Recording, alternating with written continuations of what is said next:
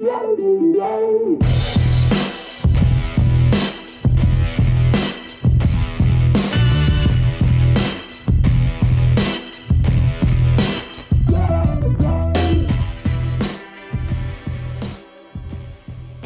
and welcome to Women Who Protect, a monthly series as part of the ONTIC Protective Intelligence podcast.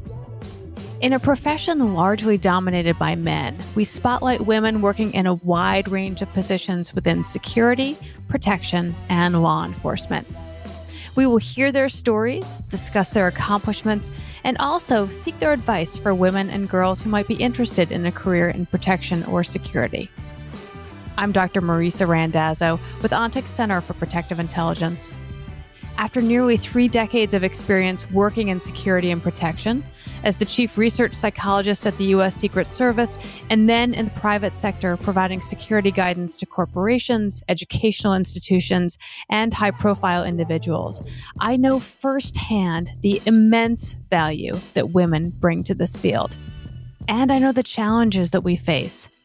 I look forward to sharing with you the stories of women who protect and hope they inspire other women and girls to consider joining our ranks. Now, on to the podcast.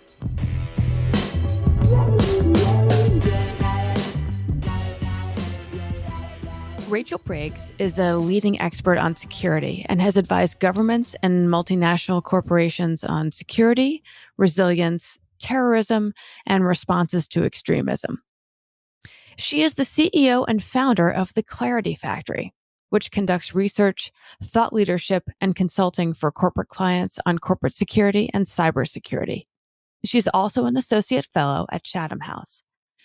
Rachel was awarded an OBE, the Order of the British Empire, by Her Majesty the Queen in 2014 for services to hostage families and kidnap victims overseas. Rachel, welcome to Women Who Protect. Thank you for having me. It's great to be with you. I would love to start back with understanding what it is you do as the Clarity Factory. What does the Clarity Factory do? Yeah, absolutely. So I guess the easiest way to describe the Clarity Factory is that it's somewhere between a think tank and a consultancy. We produce new ideas, we conduct research, we generate data. Really what we're trying to do is drive innovation and drive really the very latest best practice, both in the corporate security world and also in the cybersecurity world. Who do you get your data from? Who are you talking to for these insights? Yeah, so we do a lot with chief security officers on the corporate security side of things and chief information security officers on the cyber side. So we're very actively both talking to, interviewing, and surveying leadership on both sides of that security house. We also very much focus on understanding what the next generation of practitioners are thinking. We recently ran a survey of security professionals under the age of 35. I think it's really important that as our work changes so rapidly that we really listen much harder to that younger generation. And then we're speaking to folks right across both the corporate and the cybersecurity fields. We draw in a lot of expertise. We speak to experts such as yourself and to other ONTIC colleagues and others. And we link in really as much as we need to with the policymakers and regulators and the investment community as well. So I am a researcher by my degree and my upbringing professionally, and I would love to know, how did you start the Clarity Factory? Like, what even brought you the motivation to do this? Yeah, so I also I spent many years working in think tanks. I've also spent time working as a consultant, and what I very much wanted to do was to bring together those two disciplines. I have a very strong commitment to the idea that great ideas can change the world, the power of really, really good ideas. And that also are backed up by really good data and that are rigorously researched. So I hold firm to that. Any area of life, any area of profession needs to have good ideas to be able to continually change and improve and face the increasing challenges that we face in the world. but great ideas only change the world, of course, if they are grounded in reality, if they're connected to the decision makers whose behavior you hope to change, and if they're action oriented. And so it was important to me to set up an organization that was bridging that divide between great ideas and great implementation. So I that's why I wanted to set up and do this. And so clients come to me for a variety of different reasons. They come to me because they want to make sense of the world. They come to the Clarity Factory because they want new data that doesn't yet exist. They want to understand what best practice is. They want us to help them to implement our ideas, and they're often looking to us to help them benchmark what they're doing against their peers. I mean, as I'm sure you hear all the time from clients, they're constantly asked by their C-suite and their boards, what are our competitors doing?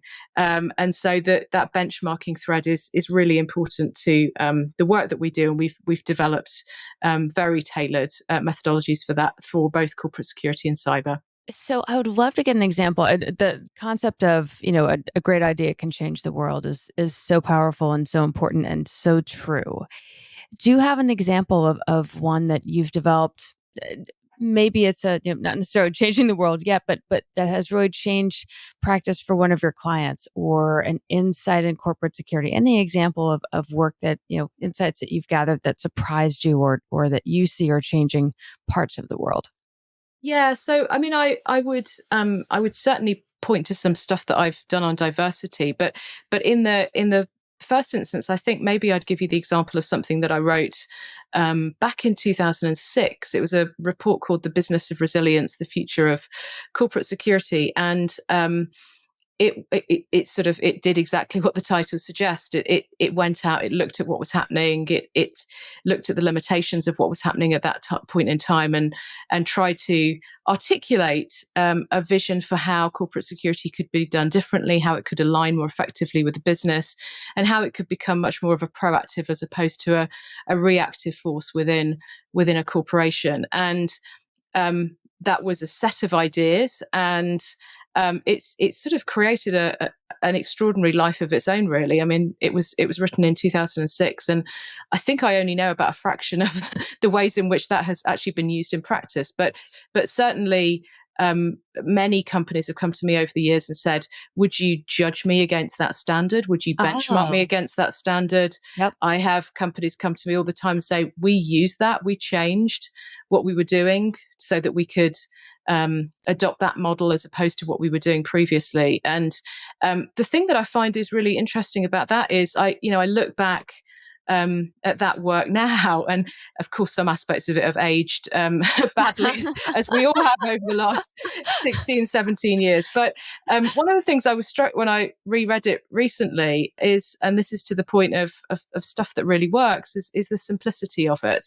And the world's getting ever more complicated, and I think the simpler you can keep your ideas without dumbing them down, of course, the further they can travel, and the better able people are able to implement it. And that's why it's about clarity for me. It's about taking the messy old world that we all live in today and, simplifying, but bringing clarity rather than sort of, reducing something down to a level at which it actually stops being useful.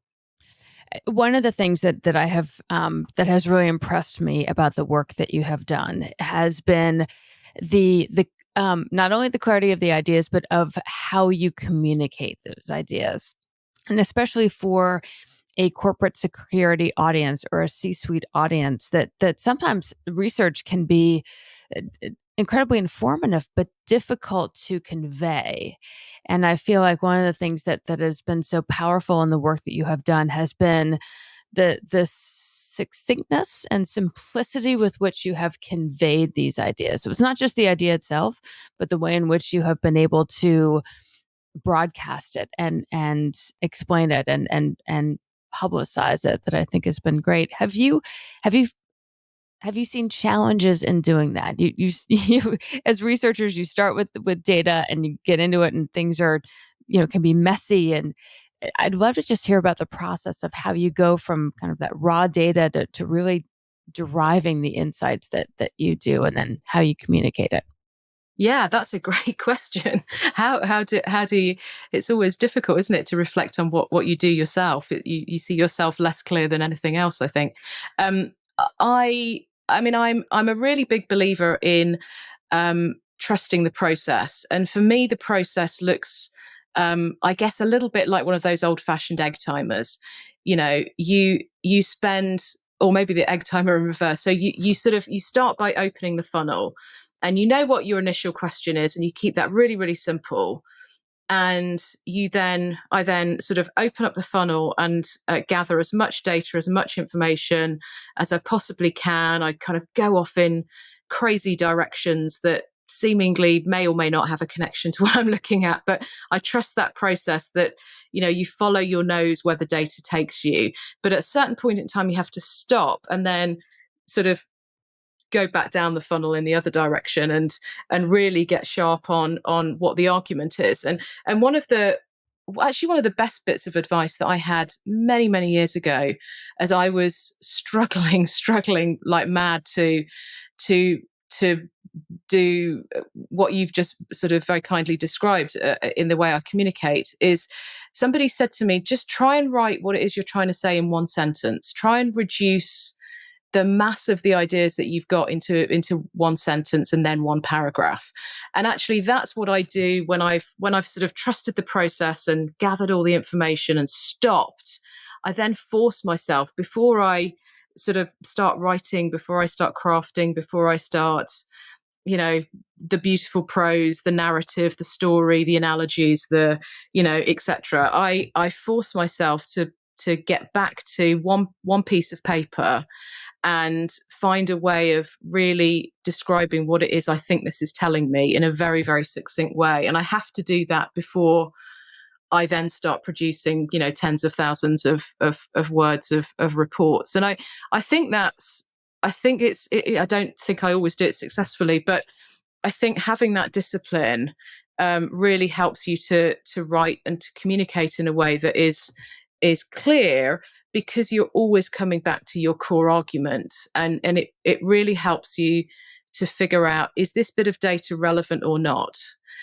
Because inevitably you end up with too much, and you have to be ruthless. You have to be absolutely ruthless about what makes the cut and what doesn't make the cut. So that for me, I find that very helpful. I'm sure for others it would be something else, but I like to fill my brain with as much as possible, but then really cut and be ruthless with that argument.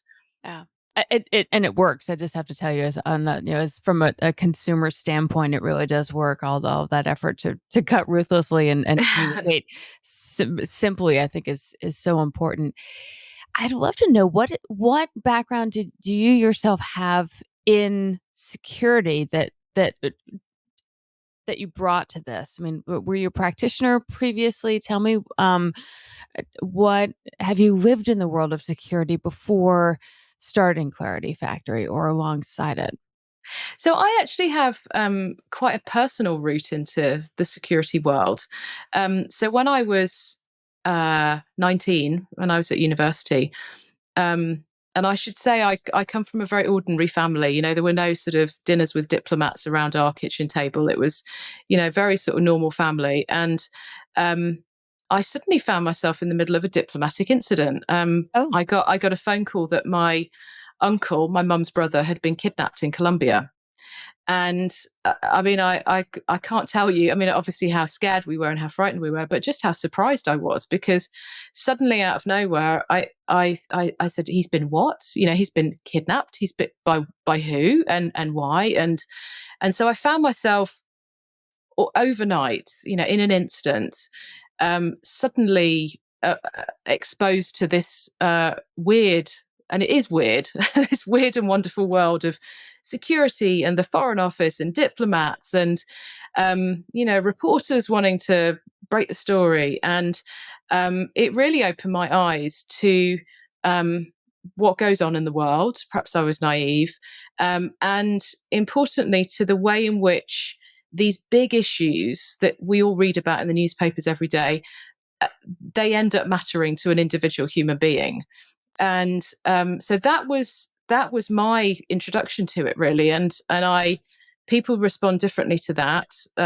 And my response to it was to want to learn, why on earth is my ordinary uncle being held for a ransom by Marxist Leninist guerrillas in Colombia? I mean, go figure. Exactly. And so I set out learning, and I was going to go off and do a PhD into this, and then actually, I think, kind of wisely decided the academic life wasn't for me. And I ended up in a think tank, and my first report was called The Kidnapping Business, which was my way of making sense of a phenomenon which I'd grown up reading about as being politically motivated. I'd read the stories Right. of Terry Waite and Terry Anderson and that 1980s period where kidnapping was never out of the news, to then wanting to understand why it was that it had become a business. I mean, quite literally a business in some parts of the world. So that's where it all started for me. And what I figured out when I wrote that first report on kidnapping, and it had all sorts of wonderful recommendations of how everybody should be doing things differently.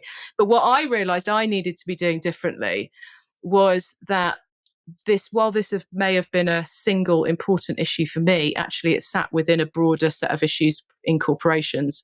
And that's why I realized it was important for me to understand what was happening across organizations more broadly in terms of security, because duty of care and kidnap and ransom preparedness actually sat within this broader set of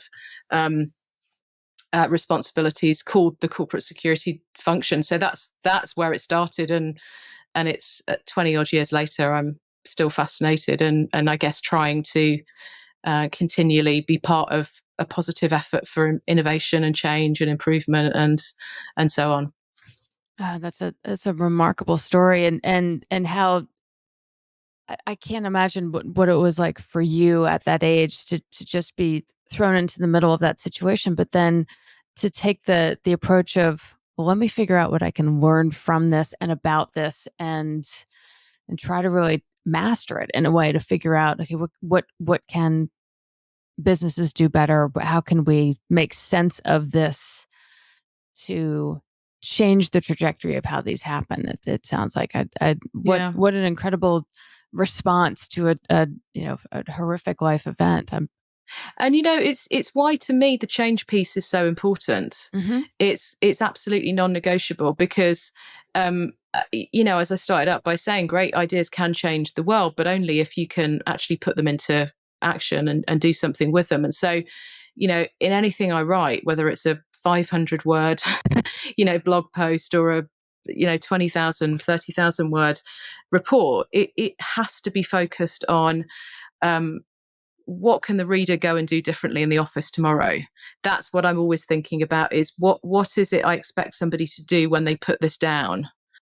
And I think that piece of it, especially for security practitioners, is absolutely vital. It's one thing as sort of a subject matter expert, someone whose job and calling it is to dive deep into some of these issues, but for security officers who are in the front lines of providing that protection and safety and security measures, the the bottom line, simplest reduction of what do I do with this information is vital, because just as you're saying, no matter how powerful and important the idea is, there's a necessity to put it into to do something with it. We often talk about it in shorthand as sort of the so what. So what do I make of it? It may be interesting, but so what do I do with this information? Exactly, because there's no shortage of stuff that needs to be done and needs to be changed, and it doesn't matter how great your ideas are if people firstly can't understand them, and then they can't communicate them to somebody else to convince them they're important, and they don't know what they need to do with them differently. It's an academic exercise, and that's not to say that that's not to put academia down, because I'm a very, very firm believer that academia is critical, because it keeps us all honest. It asks the questions that need asking, but might not otherwise be asked. And so it's a totally different discipline. I never describe myself as an academic, because I think what academics do is incredibly important, but in a different way. It's interesting to hear you describe that. But it sounds like you and I come from a similar mindset in terms of being intrigued by research, but then really wanting. But as I describe myself, I'm intrigued by research and I love conducting research, but I'm impatient. I Yeah. want to see it out there deployed, doing some good quickly. And my frustration as I was coming up through my doctoral program was that the pace of academic research is often slower than practitioners need it to be. Mm. I got a wonderful experience in doing after I got out of graduate school and in joining the research component within the U.S. Secret Service, where their job was, and our job was, to do research quickly on violent events, to figure out what could we learn from this, what can agents glean from this new, small, fast study about how to do their jobs, or one small aspect of their job better. What nuggets can we be getting out there? And getting back to what we talked about a moment ago, how can you communicate that not only clearly, but really give all right, what should you be doing with this? How can this piece of information, this pattern of information, help inform the job that you're on the front lines of doing? Yeah, and that's why I think, one of the things that we don't always value as much as we should do is the translation piece, and also the organizations that work really hard to bring together the research community and the practitioner community, Yes. because they both, they speak different languages, they have different priorities, they are judged on different metrics, and it's amazing actually when you see that bringing together being done properly and effectively, and with a purpose in mind. And we have some great examples of that, whether it's the START program at the University of Maryland, or the CREST program here in the UK at the University of Lancaster. There are programs that do that really well, because not only so that policymakers make sure they ask the right questions in the right way so they can be understood by academics, but so that academics understand, oh, if I just tweaked it in this tiny way, it might have twice as much value to policymakers without having any negative impact on its academic credential. So it's those, I think that space between academia and policy and practice is really sacred. And I guess I try to inhabit it a bit. I don't claim that my role is translation, but that's why think tanks, I think, have such a powerful voice, is because they get really, really good at bridging that divide and understanding how both sides of the table are thinking, and can therefore sort of perform that translation service. There's a great term, and I see this translation service within security practitioners trying to talk with departments outside of security, whether it is to brief a C-suite on security issues, or talk with human resources, or an employee assistance program, for example, that oftentimes they speak different languages. And Hank Stedman, a researcher within the violence risk assessment field in the U.S., has talked about this great term of boundary spanner, someone who speaks different kind of languages of different sectors. So it can speak academician as well as practitioner, can speak human resources as well as corporate security, and sort of like, how do you, but also just the exercise of how do you get people out of their own jargon, because it can be such a habit of doing that. So that you can just communicate clearly across these different domains. Well, it's reminding me a little bit actually of one of the breakout sessions at the ONTIC Summit earlier this year. I think it was the one that you chaired. And it was so fascinating because you'd brought together a HR professional, human resources professional, with a security professional and a lawyer, I think. And it was so funny because they knew what they were doing, but they were saying, well, when it was almost when tomato, when you say this is what I hear. And it was the first time that I had, because we know that those languages are different, but it was the first time that they sort of played a little game on us and said, you know what you just said, this is what it means to my community. And they were sort of laughing amongst themselves, and we were laughing because Mm-hmm. it was such a great example of how, without realizing it, you've completely miscommunicated, and they don't, they don't get it. But whose fault is it? But again, it's because you need to come together and, oh, when I said that, you mean, oh, okay, right, let me adjust my language, and now we can collaborate.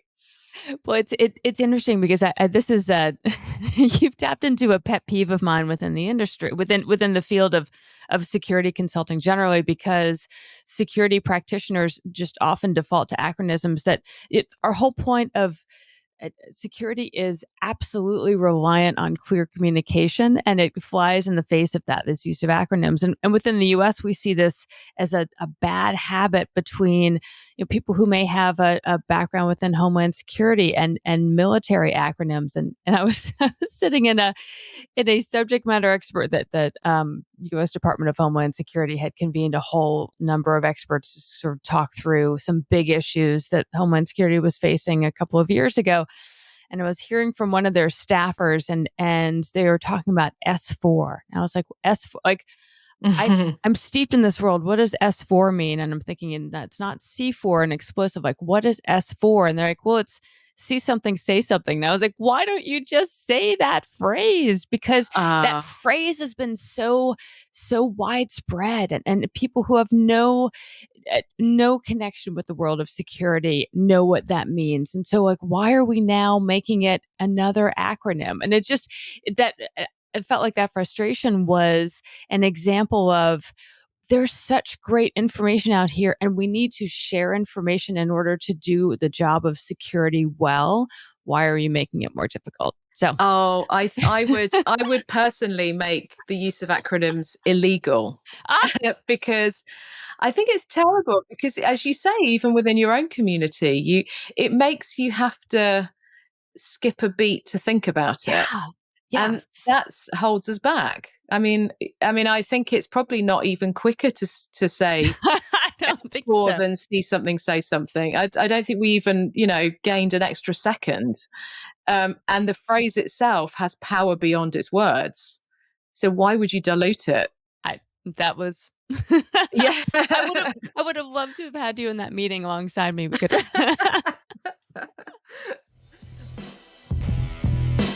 We'll get back to the conversation in just a moment. But first, I wanted to tell you a little about ONTIC's Center for Protective Intelligence. In a world of safety, security, and protection, we know that gathering and sharing information is crucial. That's why we created the ONTIC Center for Protective Intelligence. The center is a trusted resource for those in the security, safety, and protection communities. We share strategies and best practices, insights on current and historical trends, and lessons learned through dialogue, discourse, and alternative analysis for some of the industry's top practitioners. To find blogs, podcasts, webinars, white papers, and more, check out the center by visiting ontic.co/center. That's ontic.co/center.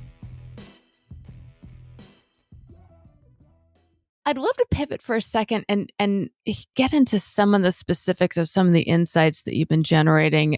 Back to the ONTIC Summit, we had a chance to hear from you a bit about current research that you're doing, and I believe it may be an update to the research you had done in 2005, 2006 that produced the Business of Resilience. But I'd love to hear, just if you can share some snippets or tidbits of insights within the field of security and about diversity and security teams. I'd love to dig into that a bit. Yeah, so I had the pleasure of working with ASIS International, their foundation. They kindly sponsored a piece of research which was published by ASIS International earlier this year.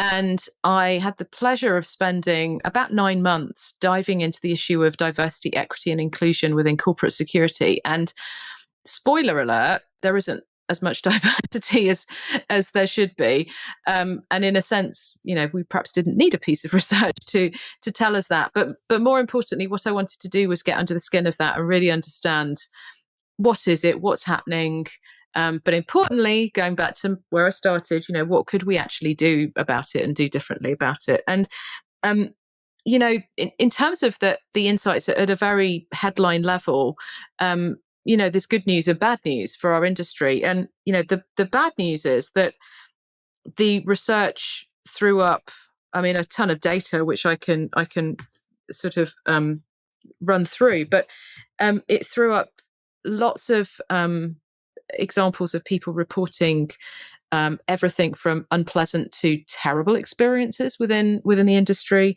Oh, wow. From women talking about being assaulted, groped, inappropriate behavior, discriminatory language, structural issues within the workplace, sort of feeling unhelpful, feeling like their career had been held back. So there was certainly some bad news within what we found. But I think one of the things that I was really pleasantly surprised by was the good news. And I'm an optimist, so I always seek out the good news. And I interviewed 16 chief security officers, and I think without exception, all of them got why diversity was important.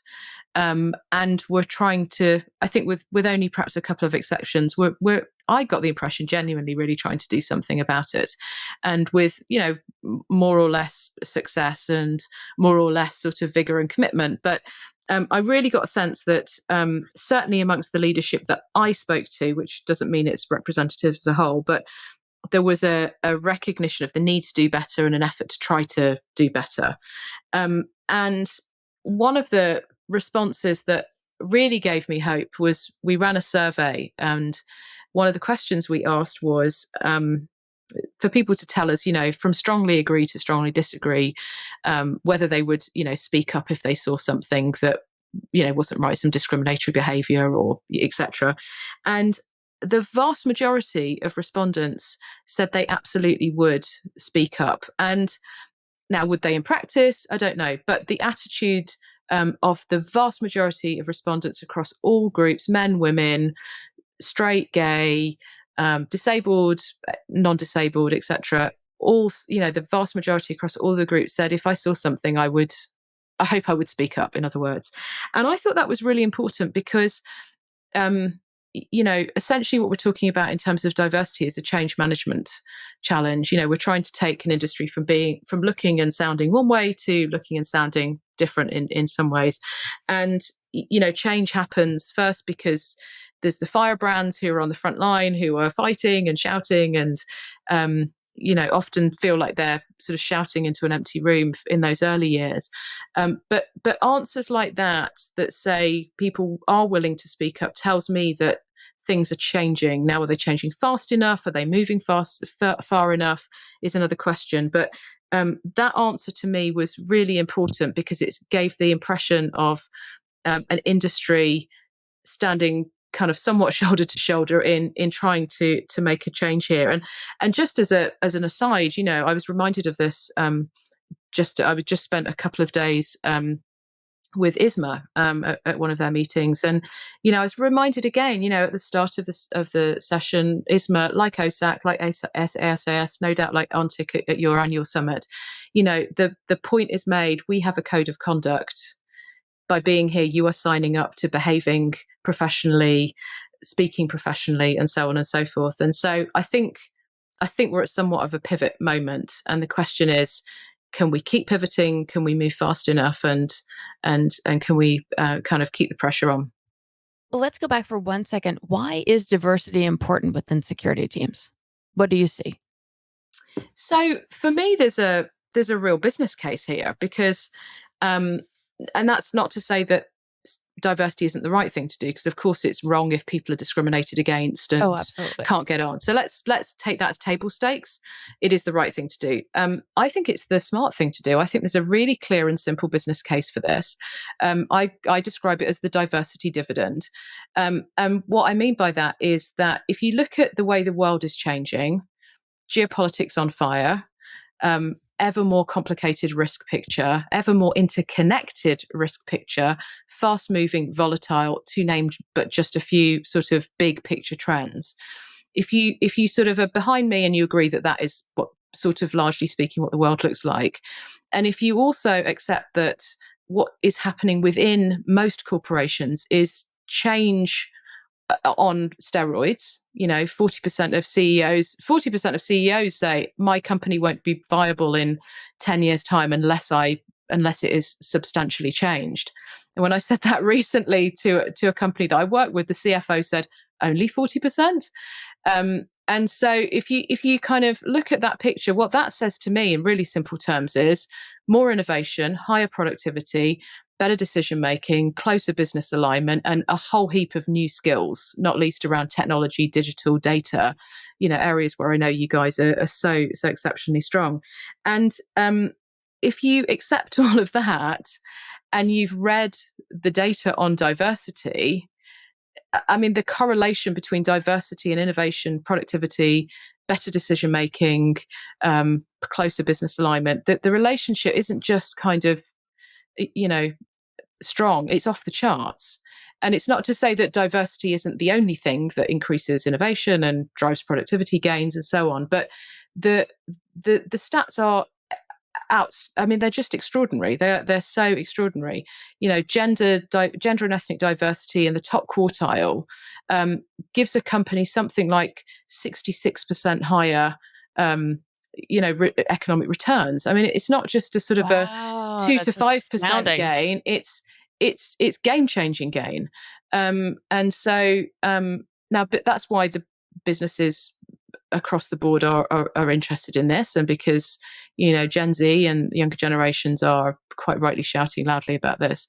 It's not just important for companies across the board. It's especially important for security functions, because they're on the front line of that world on fire and are probably one of the departments struggling most with some of that internal churn, because they traditionally haven't had high levels of technology skill set and data and digital and so on and so forth. So for me, I don't see how we can not see this as part of the solution. If we're all being asked to do more with less, which equals higher productivity, if we've got to get smarter in how we do things and how we make decisions, diversity just has to be part of the answer here.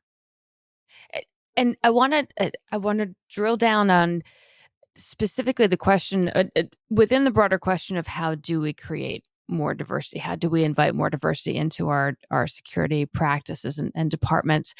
I would love specifically to get your thoughts on how we get more women and girls into this field as one example of how we increase diversity. The focus of the podcast series that we do here on Women Who Protect within ONTIC's Protective Intelligence podcast more generally is really trying to encourage women and girls to get into the field of security, consider it as a career choice, as a job option for a while. So I'd love to get your thoughts on what do you see as ways that we could do that?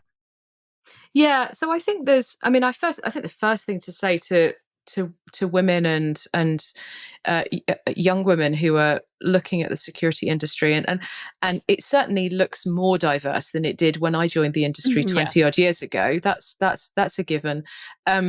Is to to recognize that things are changing, and we might not be quite where we'd like to be yet, but things are changing, and don't be put off, and to understand that they can be part of making that change. I mean, as a young 22-year-old, if I can quite remember back that far, I mean, that for me would be a really exciting challenge to feel like I was on the cusp of new innovations and change, and that my very being there was going to be part of that. I mean, I think women should see this as an exciting challenge, and that's not to sort of downplay some of the challenges that many women find along the way.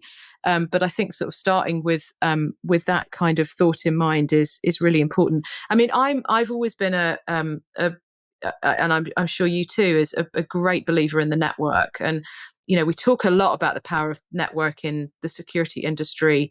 We all want to be, particularly practitioners, want to be no more than one quick phone call away from the right bit of information, the crucial bit of intelligence, of course, but especially important for women, and I see women's networks delivering all of the above, as they do for anybody in the security industry. But I see them also delivering tremendous support. There's a number of women I too turn to within the industry who help me make sense of something that's happened, reassure me that I'm not being unreasonable if, I'm not happy about how something has been handled, perhaps at an event, for example. I certainly I'm always trying to help other women who want to get into the industry, who want to get on up through the industry. And so the power of that network, I think, can be particularly helpful for women, even above and beyond the way it is for all professionals within our industry. And I think the other thing I would say, and I don't want to sort of slip into stereotypes about, how women behave in the workplace, because we're all very different. But I think one of the things that is just like a basic truth that it's really important to remember is that it's okay to ask for what you want. And it's really important to be very clear about, I want this. And if you don't think I'm ready for that now, let's talk about what I need to do to get there and how you can help me to do that. And I think sometimes, and again, I don't want to stereotype, but, I know I've been, sort of guilty of this at times in my career is sort of, I don't want to sound like I'm demanding something, right? When actually, the person next to me has probably already done that. So I think just it's amazing what you can get when you say, this is what I want. And people then know what you want. And not only do they know what you want, often they end up trying to help you to get there. And then I think the final thing is about connectivity, and it's joining associations. It's coming to things like the ONTIC Summit. It's making sure that you're in the room as often as you can. And sometimes that might mean sort of funding something yourself, unfortunately. But it's an investment in yourself, and those kind of opportunities really help to accelerate your career. Yeah, that's such wonderful advice, because just being there, you get to absorb what's around you if you're at a professional conference or association meeting, et cetera. But even just being there and meeting people can pay amazing dividends later on. Yeah, there's always a good connection to have, and there's always exactly. There's always a sort of a moment of, oh, maybe you could come help me. There's so many great connections that get made. It's so true. Rachel, is there anything that we haven't had a chance to cover yet that you wanted to share? Well, I think on the diversity piece, it would just be great to sort of share some of what companies are doing. And as I say, this is a change management challenge, and it's not going to happen by magic. It's not going to happen without us all being very intentional. And the thing I think is really important to stress for corporate security functions is that they need to start counting. So many of them, when I ask them, what proportion of your function are female, or what proportion of your leadership team are female, and so on, some of them had that data, but not all of them did. And so if you don't know, you can't change anything unless you know where you are now, where you want to get to, and then you're measuring yourself that you are making progress and at the right pace. So I think, the first thing for companies to do is to be measuring this, and holding themselves accountable. There's all sorts of things they can be doing on recruitment, whether it's making sure that the language in job descriptions is not sort of gendered in a way that makes women think, oh, this probably isn't for me, or that puts off other types of candidates as well. Making sure that they're looking in a wider range of places. If you keep going back to the same pools that are not diverse in the first place, surprise, surprise, you won't find many women there. And so, the companies that I think are making the biggest progress on this are those who are, and it's simple, right? They're looking in more places than they used to look. Yeah. And so I think, on the company side of things, I'd really stress the need for data and the need to kind of count, and also, start doing stuff differently, because unless you do things differently, you'll get the same outcomes. And I think that's the definition of madness, isn't it? I think someone once said. Insanity. Exactly. Thank you. Yeah, that's it. Well, and I think it's so important too. As we've talked with a number of women who are in the field of security as part of this podcast series, one of the things that I've heard time and again is that those women we had a chance to talk to have really risen to the top of their fields and their areas of practitioner work. Has been that they all, so many of them got into the field of security almost by accident. We often think like, oh, well, we security practitioners typically come from a career in law enforcement or a military background. And for so many of the women we've had a chance to talk with, that's not the case at all. That someone encouraged them to get into it, or they needed to get a part-time job during college, and the only one available was at a police department that had a 24/7 schedule that could fit their college class schedule. And just they kind of fell into these, or got into the area sideways or backwards, or somehow by accident. And I think that's so important. And we had a wonderful chance to talk with Kate Bright, also in the UK, who looks for and builds executive protection teams, especially for high net worth families. And more families are requesting women as their bodyguards, and that she looks to women's professional sports teams to find women who don't necessarily know security practice, but are used to working as part of a team, communicating well with others, being nimble and agile. And she's realized you can teach so much of the security practice and what needs to be done. So it's great examples or great illustrations of exactly what you were talking about looking in different places to build this diversity. Yeah, and I was chatting recently to a chief security officer who had taken his function from predominantly men to now 50-50 split men women. And he talked about, I asked him, how did you do that? And he said, I stopped asking about experience and started focusing on competences.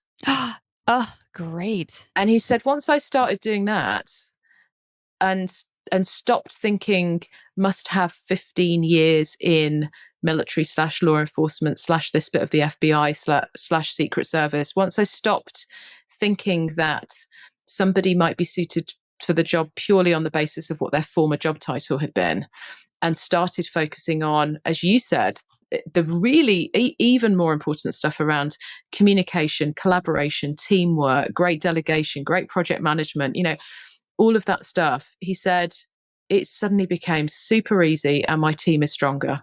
Oh, what a great example and great strategy. That's fantastic. Yeah. Oh, good. Rachel, it has been such a pleasure to have a chance to talk with you today. I have loved your work for quite a long time. It was so wonderful for me personally to meet you at the ONTIC Summit earlier this year. And just a real honor to have you as a guest and get to talk with you today. So thank you so much for this.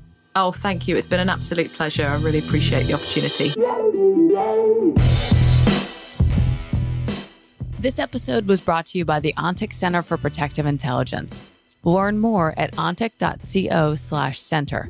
Again, that's ontic.co/center. It was produced by AJ McKeon. Our music is a track called Roll the Dice and was written by Mark Wallach. Please remember to rate and review our podcast on iTunes and subscribe on Apple Podcasts, Spotify, or wherever you get your podcasts. If you have questions, we'd love to hear them. You can reach us at podcasts@ontic.co or visit ontic.co/center for more information. Thanks for listening.